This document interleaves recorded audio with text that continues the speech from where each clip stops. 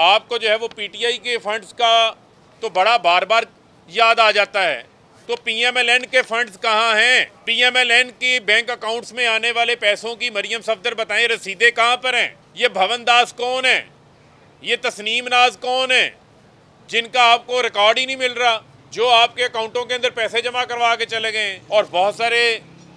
ऐसे लोग भी होंगे जिनके नाम इसके अंदर सामने आ जाएंगे कि जिनको बड़े बड़े इन्होंने सरकारी ओहदों के ऊपर बैठा दिया और कोई पता नहीं वो सरकारी ओहदे इन्होंने उस वक्त बेचे हैं, उनसे पार्टी फंड के नाम के ऊपर क्या कुछ इन्होंने किया है, तो ये तमाम चीज़ें सामने आ जाएंगी। लिहाजा अभी तक जितना इनका 99% जो रिकॉर्ड है, जो 45 करोड़ रुपए की रकम है, उसके क्रॉस चेक्स, उसकी डिपॉजिट स्लिप्स, उसकी कोई रसीद जो है ये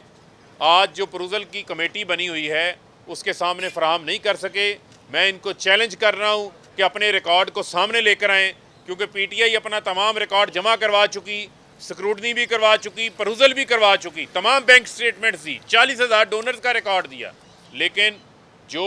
पीएमएलएन है वो अपना रिकॉर्ड देने से कासिर है। और इसके बाद पीपल्स पार्टी की भी अभी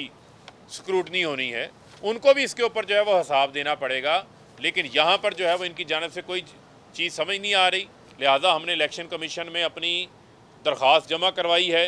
कि ये रिकॉर्ड जो है वो इनसे मंगवाया जाए,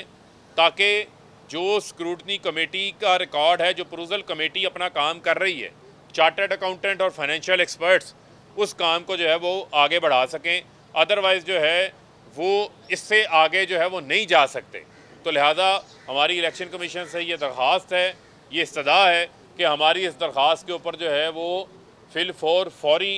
एज सून एज पॉसिबल जो है इसके ऊपर फैसला करें और इनको डायरेक्ट करें कि ये अपने चेक्स और डिपॉजिट स्लिप्स जो हैं वो लेकर आएँ, ताकि उसको हम वेरीफाई कर सकें कि ये वेरीफाइबल हैं भी या नहीं है।